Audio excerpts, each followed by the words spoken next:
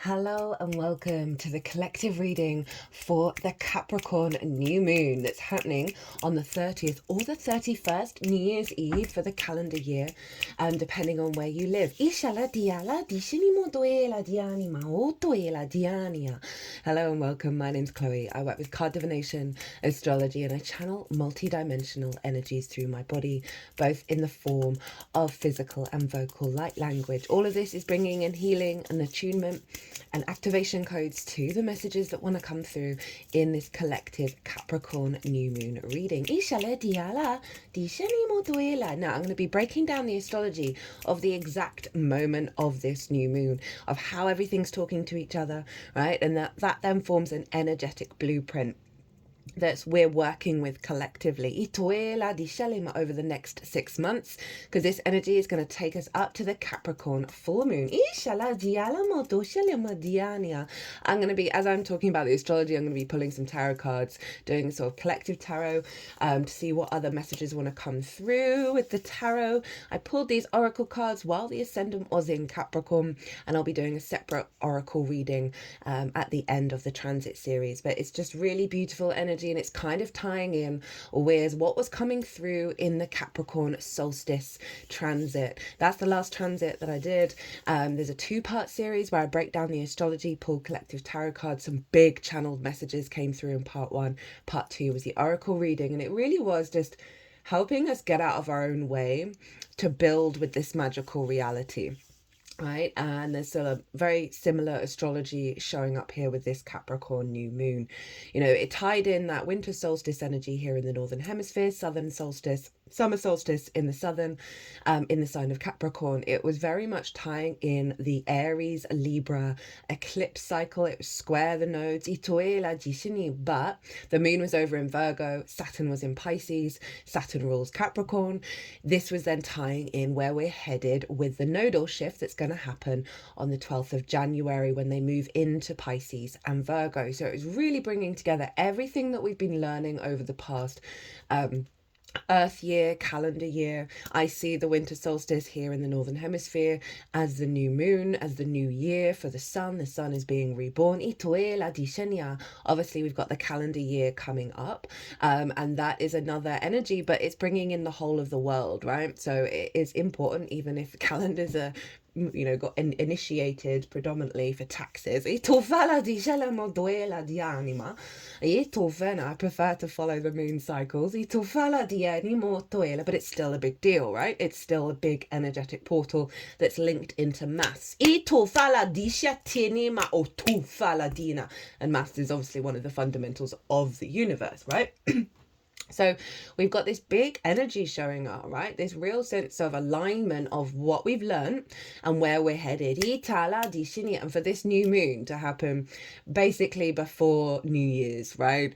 For most of us. Even if it's on the 30th. I think it's like GMT +2 that it's all on New Year's Eve. And for GMT +1 backwards, it's all on the 30th.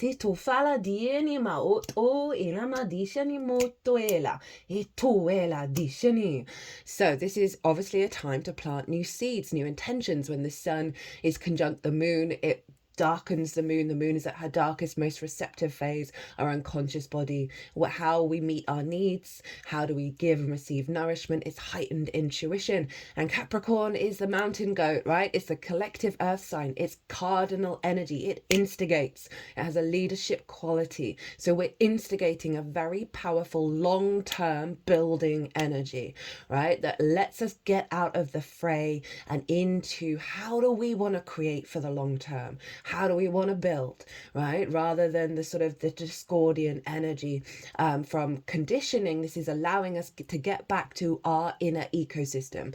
I see ecosystems especially linked into the earth and sort of traditional wisdom energy linked into Capricorn. And it is the awareness of you are one thing within many things, right? And that's where the magic comes in, because so many of us don't believe in miracles, don't believe in source, because we're very much in that rational headspace of only this is possible. right? Only this is possible through that rational observation. The shift with the nodes is taking us out of that, of like really having a confidence of there's stuff going on that you don't know, that source is lining up for you. Itala di shala maduela. Miracles, like source is abundance, pure love. There's the capacity, there's so many moving pieces that it has the capacity to be able to facilitate that. Itufala diani, your bigger, longer term goal dreams. Itala di shala madu. Now, before I really get into the astrology, I just want to say there is a competition at the moment, as it is the season for giving. Go check out my latest short for that information. There are 3 personal Earth transmission download readings up for grabs, and that you've got until the 19th of January, when we then move into Aquarius season, to put your name into the hat, basically. So Capricorn new moon happening just before the new year, of us planting seeds for the long-term cycles, so it's very on the money. Now there's one other major thing that I want to talk about in terms of Capricorn. Okay, so the nodes have been in Aries and Libra. That's also cardinal energy that's been squaring the Capricorn energy and squaring the Cancer energy. And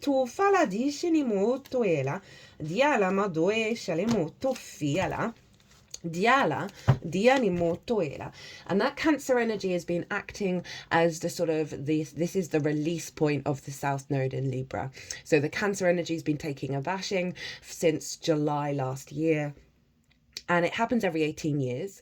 And this is where like that real refinement of that South Node, the releasing, the purging, the bringing depth and nuance, old patterns being released, old patterns falling away. That's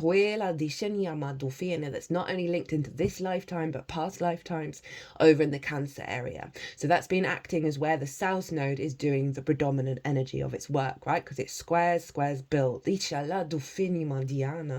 The Capricorn energy is where that North Node in Aries has been activating, right? The peak of that Aries energy, right? That confidence to be autonomous within ourselves, to go into new territory and then build for the long term from that frequency, right? As I was talking about that, was pulling a couple of cards, and this is the 9 of Wands, the Tower in reverse, and the Queen of Cups. This feels like the internal structures being pulled down of this burnt out, exhausted, always on the defensive energy, right? This could arguably be that Aries energy that's like on the defensive for contrary reasons, like to the point of an extreme, right? Of just letting it go, right? The whole I am energy with that Aries is all about honoring the I am of self and the I am of everyone around us, right? And that's quite a difficult thing to do, of getting out of the way of conflict when we are micromanaging, when we are having expectations and assumptions of how things are going to turn out, how people are going to behave, and then we're always in conflict. And for us to be an ecosystem and understand that ebb and flow is stepping out of conflict and stepping into building. So I love that that's shown up with the Tower in reverse, and for me this is pulling down that inner structure, that inner defense mechanism. With the Queen of Cups, hello Cancer, right? Of that refinement of our emotional body that is a lot, she's very psychic, she can see so far into the future and she's not worried about it. So I love actually that we've got some Cancer energy coming up with what I was just talking about, of like that refinement process, even though it may have been difficult wherever Cancer falls in your chart, is allowing you to step into a state of serenity and build away from the paradigm of fear. Okay, cut the deck. Hello, the High Priestess. Hello, the Moon. 7 of Swords. Of thinking things differently, thinking beyond conflict, and allowing us to know deep within us that we are drawing towards us that which brings abundance. And so that is the capacity to operate from the building attitude, right? Not to worry, not to overplan, not to freak out, but to just sort of get out of your own way, surrender, and then see what you want to do. When you step out of the worry, the fear, the scarcity and the competition complexes, which are very embedded in our collective civilization energy. But that Capricorn energy goes way back even further. It links us to the mountains, right? That sense of patience, that sense of awareness of the unfolding, right? Very sort of the Tao of like allowing things to take their time and act from that place and move away from that fear. So this is the final moon for 18 years that we're going to have, that's really activating the eclipse cycle in terms of building for the long term, right? Of allowing the truth and our autonomy, Libra and Aries, to come together so we can build from a inner equilibrium that is heading into new territory and no longer in a heightened state of conflict.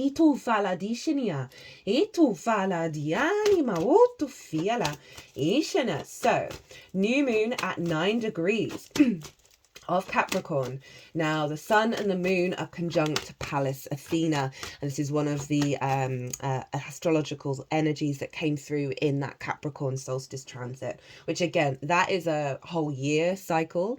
That is this energy that's going to be underlying everything. We'll get a boost at the Aries equinox, then at the summer solstice, then at the Libra equinox before fresh energy comes through. So that's an overall big year energy, and what came through was letting us move as the Fool into the Shaman, into the Magician, right? Letting go of the baggage, right, in order so we can incorporate that magic into the way that we create. I put the High Priestess back, and there she is. Big moon energy. This is what that clarity of the sun with Pallas Athena, which is an asteroid. She represents long-term strategy, right? Planning, right? I was just saying not getting out of the planning, but we've got this sort of higher perspective of how things are unfolding with Pallas Athena being imprinted into this moon, which is allowing us to then be more in a flow state, because we've got the download in the moon, in our unconscious space from Pallas Athena, of how to build. Right, and how to build without fear, without worry, and be in that flow, that ecosystem energy field. That then allows the moon to very intuitively guide you to the next stages, so you're not having to consciously worry about it. Let's get another one. We've got the Four of Swords in reverse. Now, the Four of Swords in the upright is all about going inward, right? In a state of meditation, knowing that you're being held by something bigger than yourself, to contemplate the Three of Swords, right? There's this awareness of the past, of the wounds, in order to find the truth of the Ace of Swords right at the bottom. It's in reverse. So this is us going out into the world, knowing that we've released some wounds, we have our truth, and we are bringing that, knowing we're being held by something bigger than ourselves, out on the road, right? It's no longer the sort of the contemplation stage. This is the building stage. And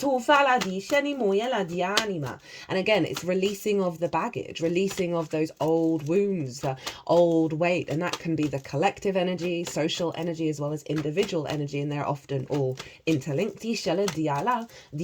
So we are able to keep on going and climb that mountain, but without the anxiety, without the worry, without the fear.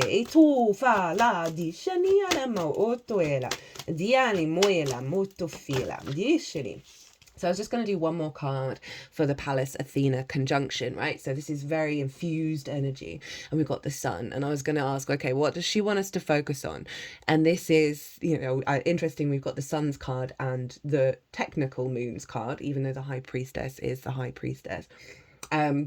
This is very much about the inner child being free, and moving away from wounds. Of seeking the sun, seeking the light, seeking the joy, seeking the freedom, being drawn to that which amplifies this. Like download codes, that divine light falling through us, rather than the worry and the fear, right? Again, it's summing up what I've already said in terms of there's a sense of liberation that's coming through with this transit.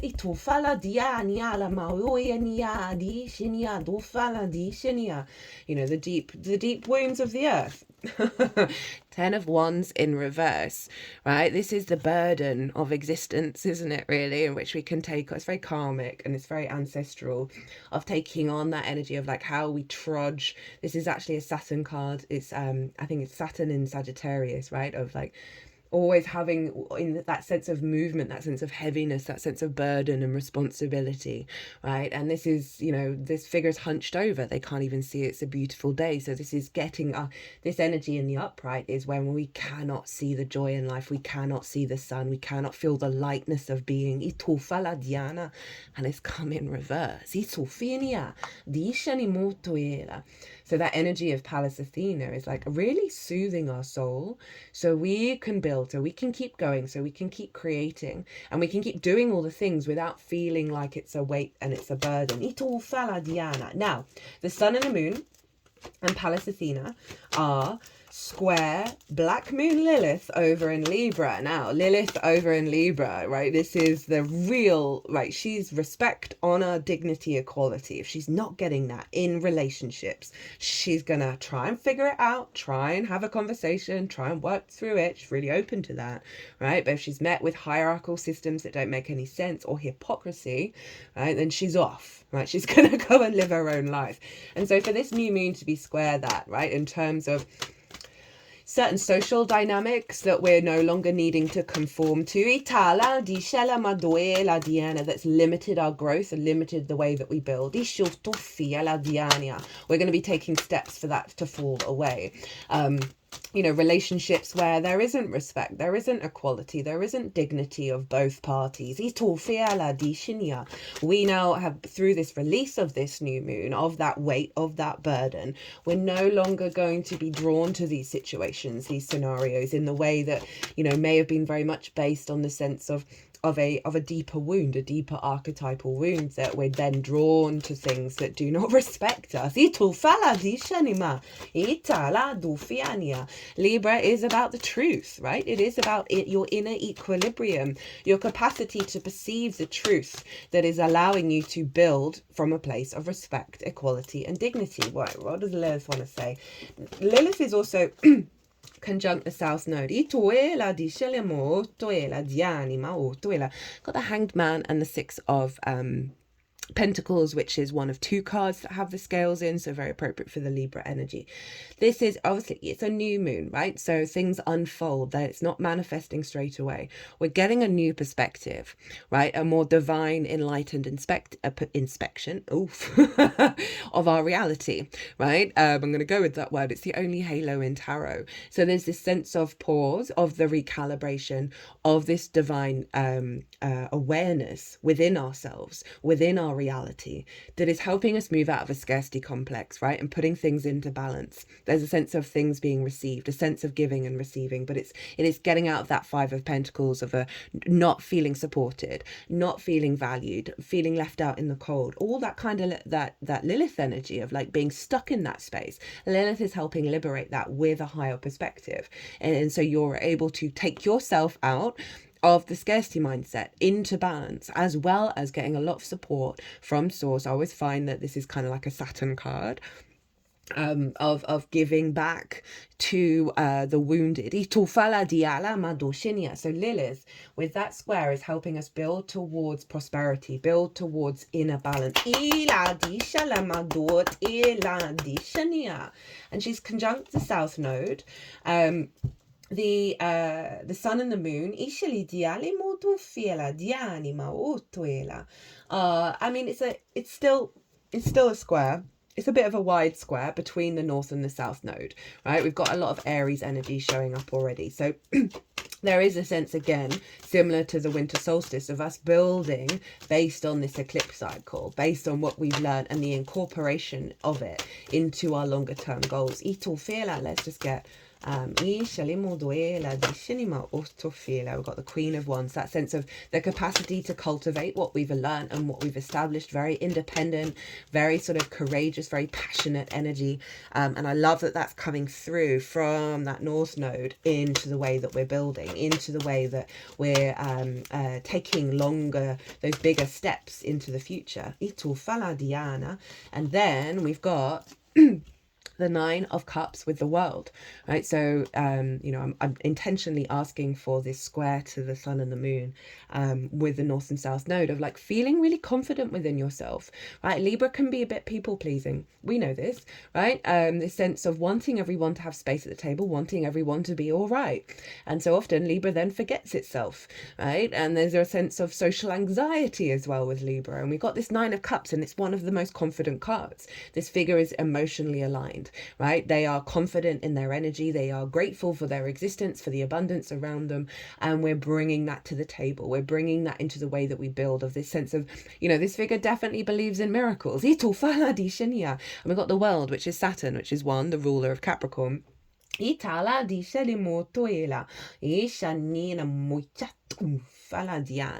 also making a strong aspect at this moon, which I'll get into.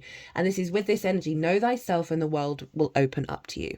That Aries energy. Get into inner balance, know thyself, and the world, you're getting out of conflict, so you're clearing a lot of energy, and then you're able to move freely through the world, right? That Aries independence, not worrying about the social dynamics in a way that does us a disservice, and allowing us to create and build in the world from our inherent frequency. So those are the major aspects that the sun and moon are making. They're not actually making many aspects with the rest of the chart. So now we need to look to what's going on with the ruler, and that's Saturn. Hello, Saturn. And Saturn is over in Pisces. And the mutable collective water sign. Oh, no, that's too many. And so for me, Saturn in Pisces is making the magic real. Is making a higher level of source energy, that compassionate, empathetic energy of Pisces. But it's non-rational, it's non-linear. It's like it is the capacity for things to appear out of thin air, right? It is the haiku rather than the rational paragraph that's breaking it down, right? That's very much the Virgo Pisces energy. And Saturn over in Pisces is genuinely strengthening the foundation of the magical reality of source into our real life, and our capacity to commit to that with a sense of legacy and doing the work, and really applying all of that. So this is influencing the moon. It's bringing that very sort of fluky, as I say, non-rational, synchronistic Piscean energy into the way that we're building. Synchronicities are getting really wild again, right? They're really amping up, of the universe going, hey, wink, wink, wink, wink, wink, wink, wink. The Capricorn solstice is a big portal. We always get big alignments show up there as well. But, this is, the Capricorn Pisces energy of like, how do we build with this magic for the long term that's going to serve us? I've also noticed, so I watched lots of different podcasts to try and really tap into sort of what's going on in the culture, right? And there are certain podcasts that I watched where I'm like, oh God, if only they knew about astrology. If only, or had a stronger awareness about it, if only they knew about the synchronicities and the channeling, it would elevate their awareness of what's going on. And there's two podcasts that I've watched recently where a previously non-connected to those ideas person was now becoming aware of it, right? And now sort of really opening up those pathways for other people to engage with it. And that has been really building of this sense of, oh guys, there's this stuff going on, and it appears to be legit, right? And so that's a lovely thing of what that Saturn in Pisces, right? Of here's the reality, here it is, I'm showing it in the real world. And then that Capricorn energy being able to instigate a new perspective around that, and then using that energy to build in the world.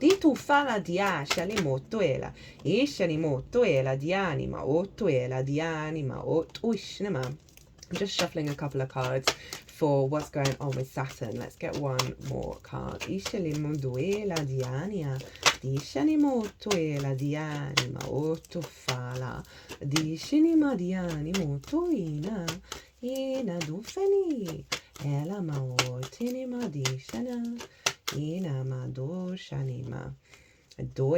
Right, so we have the Two of Wands, the Ace of Wands, Justice, and the Ace of Cups.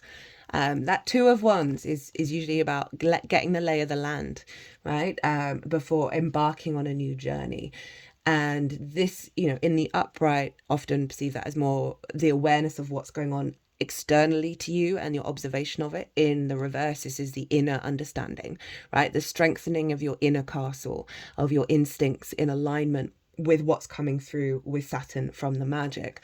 And then we have the Ace of Wands, right? Fresh, vibrant energy that's activating your instincts to be in alignment with this frequency.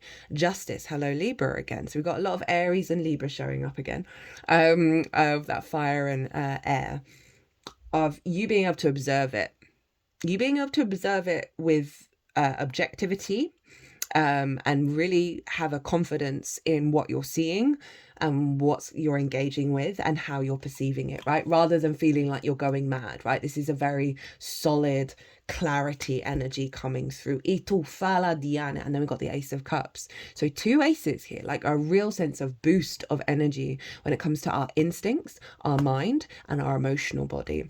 Right. And so this is the overflow of that magic that's coming from a place of peace, right? But it's abundant.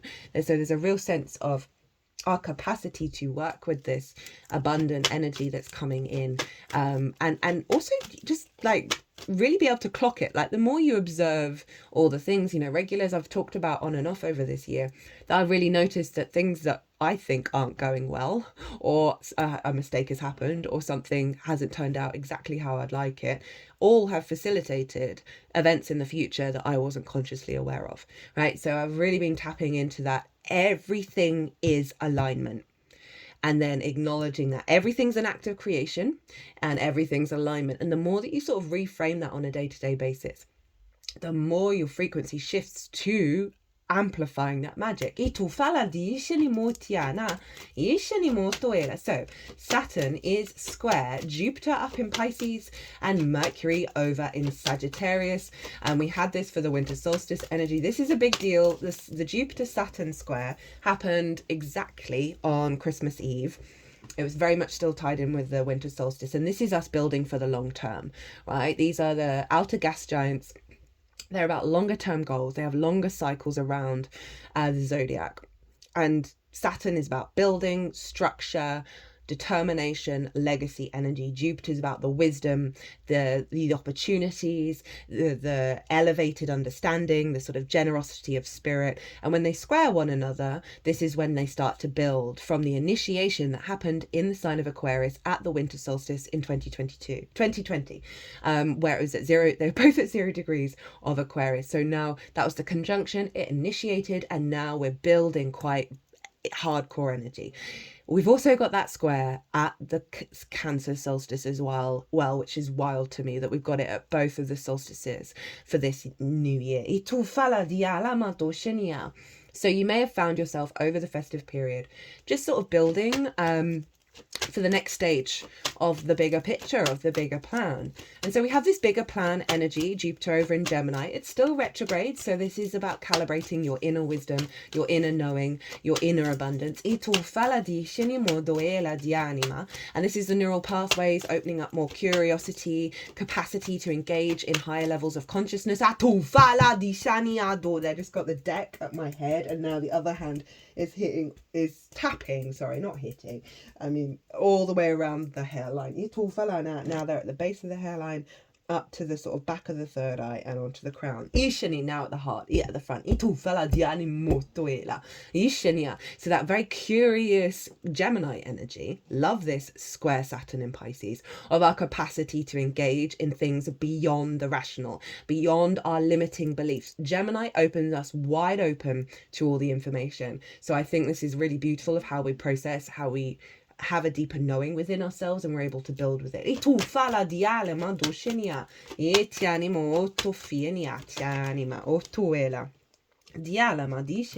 So as I was shuffling about the Jupiter energy, we have the Six of Swords, the Three of Wands, and the King of Wands. Lots of big wand energy showing up.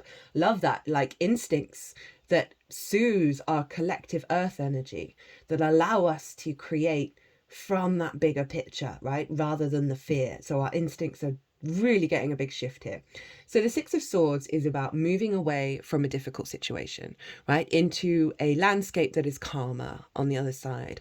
All right, and this is the transitory energy of like, what ideas are you, what perspectives are you taking with you in this landscape of thriving? Do you think you're going to need the old dynamics? This card is very much guiding you to that space of opening up your mind to perspectives, and therefore how you implement them in your life, that is more about thriving than survival. And then we got the Three of Wands, right? And this is you doing the best that you can, right, in any given moment, and that giving you a sense of confidence, right? This figure is on top of a cliff. They have the higher ground. Their ships are going out into the world. They're not trying to worry or how things are going to unfold or what's going on. They're like, I know I did my best. I know I'm showing up every day doing my best. It's the sun in Aries. It's very confident. So we're then with this transition, with the energy that's coming through, we're implementing these perspectives that's allowing us to feel really confident within ourselves and the journey that we're on. And then we get the King of Wands, the pure embodiment of fire, right, of your instincts, of your capacity instinctively to get up and go and initiate and build from a place of sovereignty. That's to do with your instincts, not what the collective's trying to tell you. So this is very confident energy.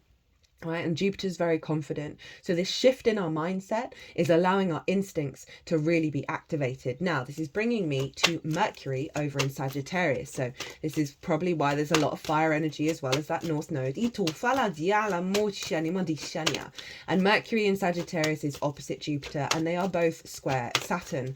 This is called a T-square, right? So I feel like a lot of this is sort of the Mercury energy, even though it's Aries, of the way that we're perceiving information when it comes to our instincts to roam, right, to move, mutable fire. We're going to be very confident in what's going on, right? We're not going to have all the plans. We're not going to have all the answers. But we're going to get the downloads, the synchronicities. Okay, cut the deck and got the Death card and the Ace of Swords. And this feels like letting go of that which limits us, right? And then through that, the truth is coming through. So there may be a lot of old paradigms that have had an authority over you. Lots of ways of perceiving reality. And how to build with it. Are going to be let go with this T-square, right? And then you're getting the clarity, the downloads, the inspiration, the truth of how to then navigate this new landscape. Now, the release point of a T-square is the bottom of the T, and that's where Saturn is. So we've got Mercury, how we're perceiving, collecting information, communicating our own personal truth, how we want to roam, how we understand movement, and the mutable, how we adapt and change our ideas to the truth of ourselves. Jupiter really bringing in more collective, more conscious, higher consciousness downloads and capacity to engage with that information. Mercury's going to be picking up the synchronicities linked into those downloads. That's all feeding into Saturn, of how we then create longer term structures in our lives. Temperance, right? The alchemical process. The refinement process of bringing the sort of the higher angelic realms into the 3D world is about doing things differently, and the refinement of that process. And we've got the third eye being really activated here. And so there's, it's tapping into that high priestess energy at the beginning of what we're doing in this cycle is building and creating and alchemizing all the frequencies, our higher self in the 3D realm. And enjoying the ride and being very playful with it and experimenting and trying things out without the fear and worry that if we get something wrong, then we're a failure, that we're not perfect. So the release point with Saturn, as I said, this sense of commitment to your legacy. A sense of responsibility and a capacity to step up to the plate with it.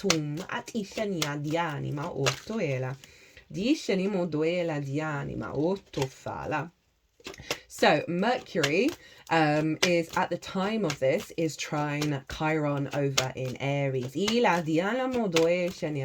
is some deep wisdom coming through, some real sort of higher healing modalities, and that can be a philosophy, that can be absolutely anything. That we're able to pick up the clues around that, right? Of healing that I am that may have blocked you from really enjoying and experiencing your existence.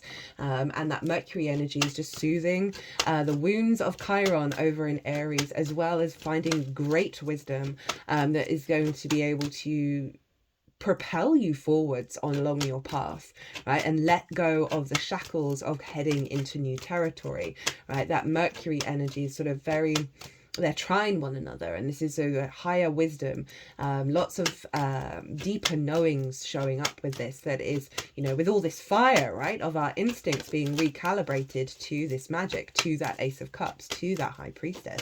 Now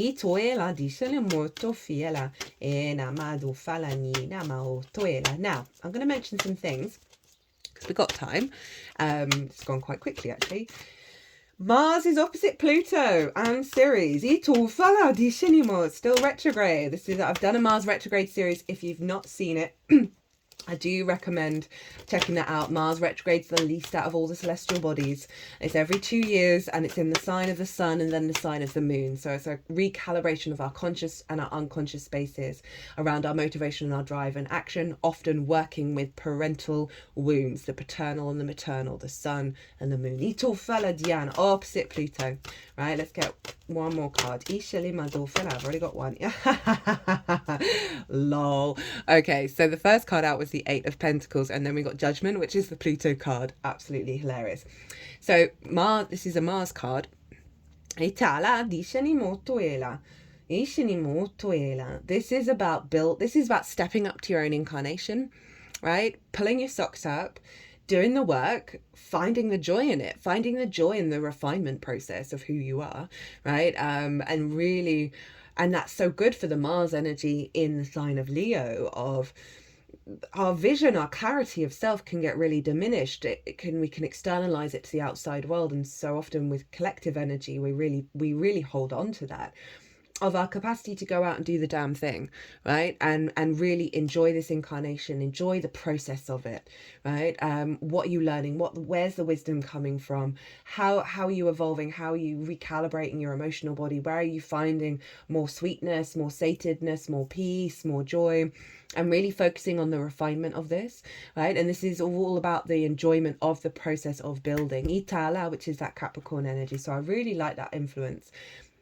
And obviously, with that Mars retrograde in the sign of Leo and then in the sign of Cancer, the sun, the lunations that we have, which always involve the sun and the moon, are giving an upgrade to Mars and its journey in its retrograde, which is wild. I loved doing that Mars retrograde series. It was so powerful. So the fact that that's coming through here, of the pentacle energy of building and fusing that into Mars, of your vision, the joy, the playfulness of Leo, right? That heart orientated space of you, that soothing your heart, so you're able to then find your true motivation and drive to step up to your incarnation. And then we have the Pluto card, Judgment, right? The ascension process, like big activations of releasing old wounds. These are the dead. These can be old versions of you, your ancestors, both blood and soul lineage, as well as past life energy. And we've got another angel showing up here, right? Of the angelic frequency raising the dead. So basically, an old version of you may still be holding on to a wound, even though you right now is kind of like, I'm cool, but there's still the entanglement of the energy. Now, when the Judgment card shows up, it's saying what's going on here is releasing a lot of those wounds, allowing the dead to rise up and go along in a different way and reorientate their frequency, right? From a higher perspective with the mountains at the background. So that is really beautiful, of what the influence of Mars and Pluto is going to be affected by this moon, is for us to be able to build from a higher perspective, right? Now, Ceres is also involved here, and Ceres represents abundance. She represents the harvest, right? She's the grain mother, the earth mother, right? Of the work that we've put in and the harvest we now have. It's also about nurturing and nourishing. It's about nutrients, right? And resources, and the resources coming in. So there's a lot of resources coming in from the dead, right? Of the wisdom of, and also like the harvest of souls. That feels a little weird to say. That there's a big clearing happening here around more of the entangled energy and allowing that wisdom to come through. And with that Aquarius energy, it's more looking to the future, right? Rather than the earth traditions of Capricorn of looking to the past. Now, at the same time, Venus is also in Aquarius, square Uranus up in Taurus. This is a great liberation around distorted love values, distorted pleasure principles. Right, a real breaking out, a liberation of that Aquarius energy of allowing us to look to more future thinking galactic energy when it comes to the Venusian energy, which is creativity, love, connection, harmony, sense of grace and favor of Venus. So a real liberating frequency here, squaring Uranus. Now, Uranus is in the sign of Taurus, which is ruled by Venus. So she's influencing Uranus twice. And so this is about the liberation of the wounds in our physical vessel, right? Bringing in some really high, unconventional, inventive energy from Uranus into the way that we move through the world, into our personal connection to Earth, the embodiment of our wisdom, the embodiment of our love that's linked into how we're expanding in the future, right? That sort of more egalitarian, open space of love and compassion, right? The higher frequencies of love.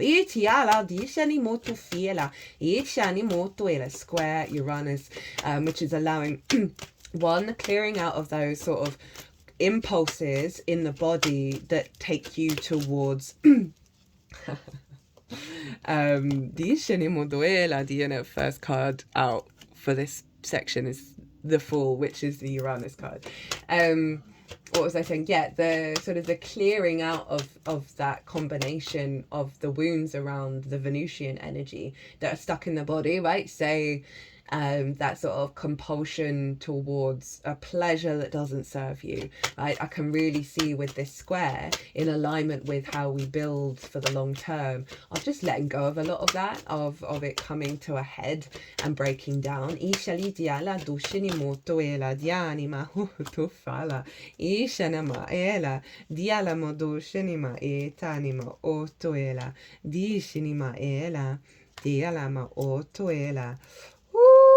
Okay, we got a couple of cards showing up here. So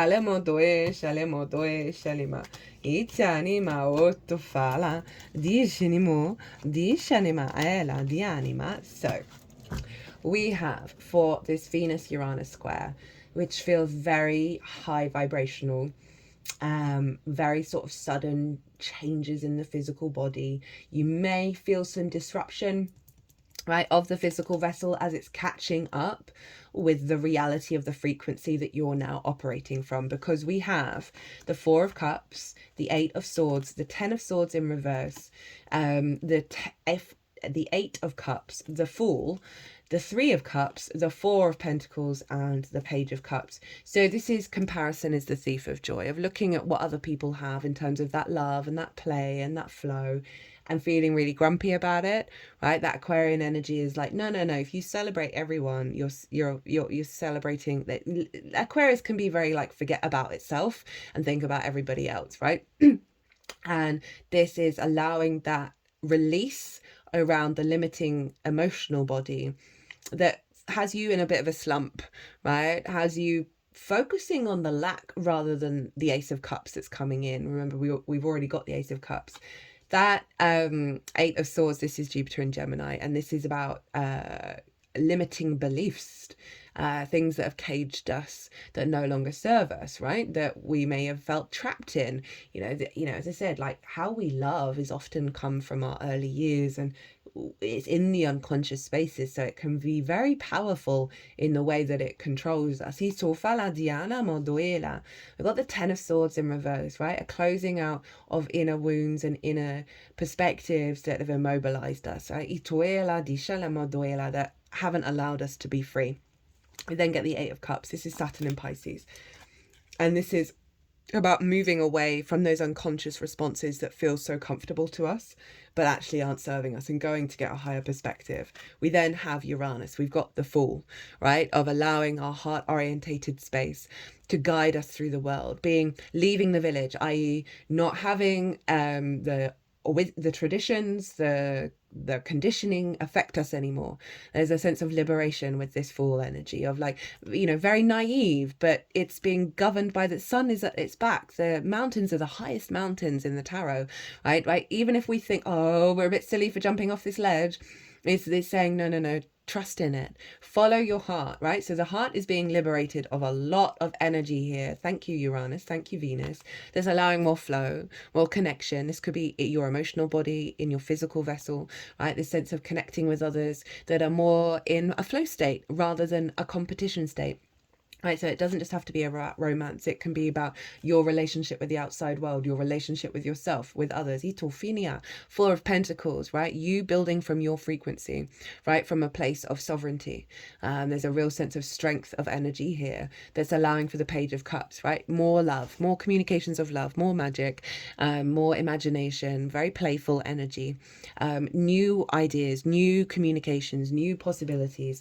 Again, with your physical vessel of Taurus, as well as how you connect to your 3D world and how you connect to others in terms of that Venusian energy, but also how you connect to your own experience, right? Your own incarnation. Much more loving energy show up here.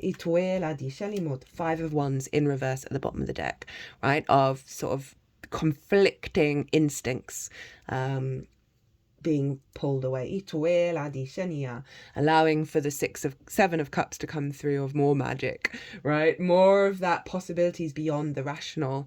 And then we have the Magician. Hello, Mercury. Sorry, my light is really... Oh, and the Page of Pentacles. Again, new opportunities to create and build in the 3D world from our magic.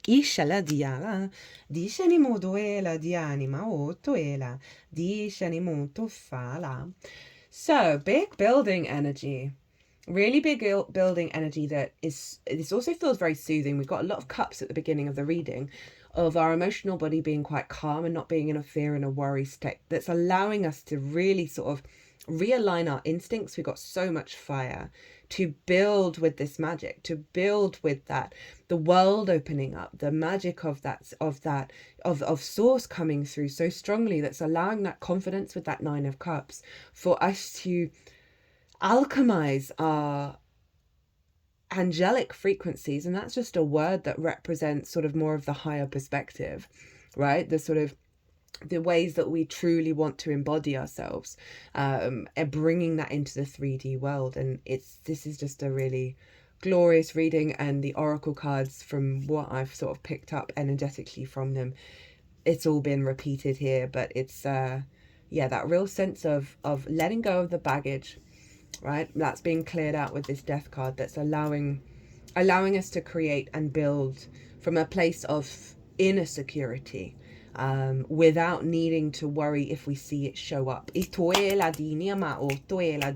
giving us the confidence to keep doing that Eight of Pentacles, to keep stepping up to our own incarnation. And in that process, we're releasing so much baggage with that Judgment card around how we create and how we build. I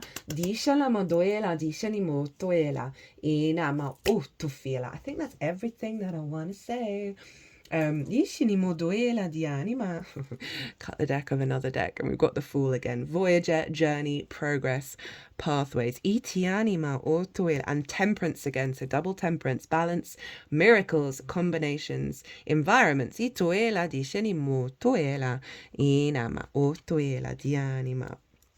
power, understanding reality, and that is that magic. Ito, cut the deck and got the Fool again. Ito and Temperance again. So they're really kind of karma, domino effect, release of that. Ito fala diane, and again, power, understanding reality.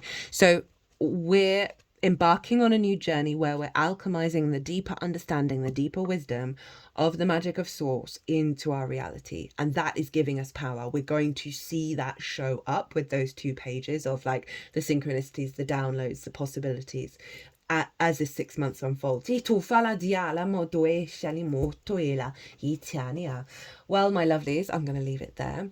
Forgot to mention, there is also, for the Mars retrograde series transit, there's 50% off any personal reading that wants to look into the Mars retrograde.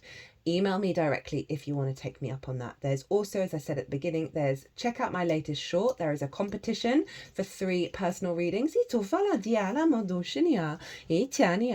other than that, my lovelies, be good to yourselves, be good to those around you, safe travels, and be well until we meet again.